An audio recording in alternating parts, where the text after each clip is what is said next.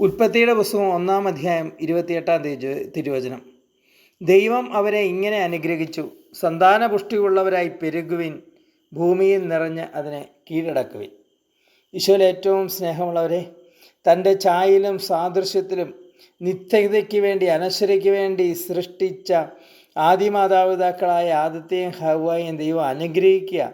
സന്താന പുഷ്ടിയുള്ളവരായി പെരുവീൻ, ഭൂമിയിൽ നിറഞ്ഞ് ഭൂമിയെ എല്ലാ സർവ്വചരാചരങ്ങളുടെ മേൽ അധികാരമുള്ളവനായി അതിനെല്ലാം കീഴ്പ്പെടുത്താനാണ് പറയുന്നത്. ഈ വാഗ്ദാനം, ഈ അനുഗ്രഹം പ്രിയമുള്ളവരെ നമ്മളിലേക്ക് തമ്പുരാൻ ചൊരിഞ്ഞിട്ടുണ്ട്. പക്ഷേ നമ്മൾ മക്കളെ സ്വീകരിക്കാൻ, കുറേ അധികം മക്കളെ സ്വീകരിക്കാൻ നമ്മൾ തയ്യാറാകണം.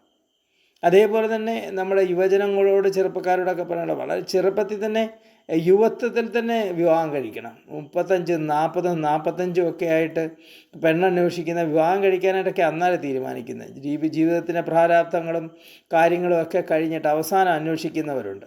ഇനി വിവാഹം കഴിച്ച ഉടനെ തന്നെ പലരും ഇങ്ങനെ പ്രാർത്ഥിക്കാൻ വരുമ്പം ഞാനവർക്ക് വേണ്ടി പ്രാർത്ഥിച്ചിട്ട് പറയാറുണ്ട്, ഉടനെ മക്കളെ തന്നെ സ്വീകരിക്കണം. പലരും ഇങ്ങനെ പറഞ്ഞിട്ടുണ്ട്, ഇപ്പം ഞങ്ങൾക്ക് വേണ്ട, ഒരു 2 വർഷം കഴിയട്ടെ, 3 വർഷം കഴിയട്ടെ, കുറച്ച് നാൾ കഴിഞ്ഞിട്ട് മതി, ഞങ്ങളൊന്ന് അടിച്ചു പൊളിച്ചിട്ട് മതി, നാടൊക്കെ ഒന്ന് ചുറ്റിയിട്ട് മതിയെന്ന്.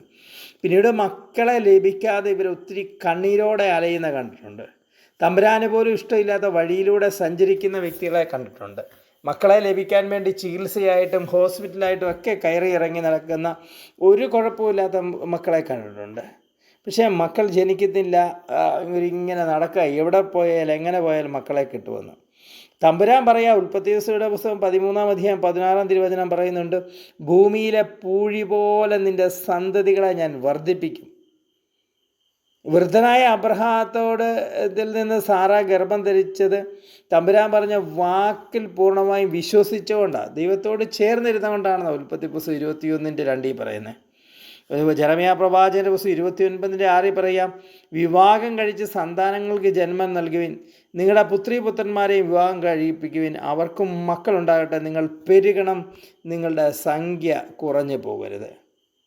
പലരും ഇങ്ങനെ ഒരു കുഞ്ഞിനെ, 1.5 കുഞ്ഞിനെ മതി, അരക്കുഞ്ഞിനെ മതി എന്നൊക്കെയാണ് പറയുന്നത്. 2-3 മക്കളുണ്ടെങ്കിൽ അയ്യോ പഠിപ്പിക്കാൻ ബുദ്ധിമുട്ടല്ലേ, സ്വത്ത് വീതം വെച്ച് പോകത്തില്ലേ, അവർക്ക് കുറേ സമ്പാദ്യം കൊടുക്കണ്ടേ എന്നൊക്കെയാണ് ചിന്തിക്കുന്നത്. പ്രിയമുള്ളവരെ, മക്കളെ ഹൃദയം തുറന്ന് അങ്ങോട്ട് സ്വീകരിച്ചിട്ട് മക്കൾക്ക് തമ്പുരാനെ കൊടുത്തേ, അവർ ഈ ലോകത്തെല്ലാം നേടുന്നവരാവും. മിടുക്കരായ നല്ല ശുശ്രൂഷകരായിട്ട്, നല്ല തമ്പുരാൻ സ്വർഗം സന്തോഷിക്കുന്ന മക്കളായിട്ട് അവർ മാറും. പുറപ്പാടിൻ്റെ പുസ്തകം 23-ാം അധ്യായം 25 മുതൽ 26 വരെയുള്ള തിരുവചനത്തിൽ പറയാം, നിങ്ങളുടെ ദൈവമായ കർത്താവിനെ നിങ്ങൾ ആരാധിക്കണം, അപ്പോൾ ഞാൻ നിങ്ങളുടെ ഭക്ഷ്യവും പാനീയവും ആശീർവദിക്കും, നിങ്ങളുടെ ഇടയിൽ നിന്നെല്ലാ രോഗങ്ങളും ഞാൻ നിർമ്മാർജ്ജനം ചെയ്യും, ഗർഭചിത്രമോ വന്ധ്യതയോ നാട്ടിലുണ്ടാകില്ല, നിനക്ക് ഞാൻ ദീർഘായുസ് തരുമെന്ന. ഗർഭചിത്രം ഉണ്ടാകാതിരിക്കാൻ, വന്ധ്യത ഉണ്ടാകാതിരിക്കാൻ ദൈവത്തെ സ്തുതിക്കണം, ദൈവത്തെ ആരാധിക്കണം, ദൈവത്തെ മഹത്വപ്പെടുത്തണം.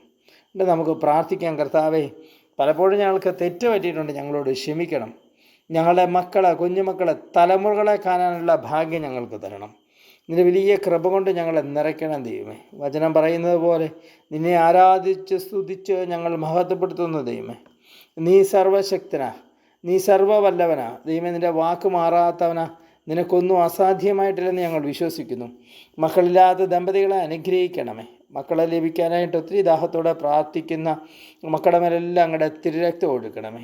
ഞാൻ അവനെ വർദ്ധിപ്പിക്കും, അവർ കുറഞ്ഞു പോവുകയില്ല, ഞാൻ അവരെ മഹത്വമണിയിക്കും, അവർ നിസ്സാരരാകുകയില്ലെന്ന് ജെറമ്യാ പ്രവാചകന്റെ പുസ്തകം 30-ാം അധ്യായം 12-ാം തിരുവചനത്തിലൂടെ ഞങ്ങളോട് പറഞ്ഞല്ലോ. ദൈവമേ, ആ വചനം ഞങ്ങളുടെ കുടുംബങ്ങളുടെ മേൽ, ഞങ്ങളുടെ മേലുള്ള അഭിഷേകമായി അഗ്നിയായിട്ട് നിറയട്ടെ. നീ വന്ധ്യയ്ക്ക് വസതി കൊടുത്ത ദൈവമാ. 113-ാം സങ്കീർത്തനം 9-ാം തിരുവചനം പറയുന്നു, അവിടുന്ന് വന്ധ്യയ്ക്ക് വസതി കൊടുക്കുന്നു, മക്കളെ നൽകി സന്തുഷ്ടയാക്കുന്നു. കർത്താവേ, വന്ധ്യത വിട്ടുമാറണം, മക്കളുടെ ഒരു സമൃദ്ധി തന്നെ ഞങ്ങളുടെ ഇടയിലുണ്ടാകണം. നിൻ്റെ എല്ലാ കൃപാവരങ്ങൾ കൊണ്ട് ഞങ്ങളെ നിറയ്ക്കണം, ഞങ്ങളുടെ കുടുംബങ്ങളെ അനുഗ്രഹിക്കണം. പിതാവിൻ്റെയും പുത്രൻ്റെയും പരിശുദ്ധാത്മാവിൻ്റെയും നാമത്തിൽ ആമേൻ. Praise the lord. ഹല്ലേലൂയ.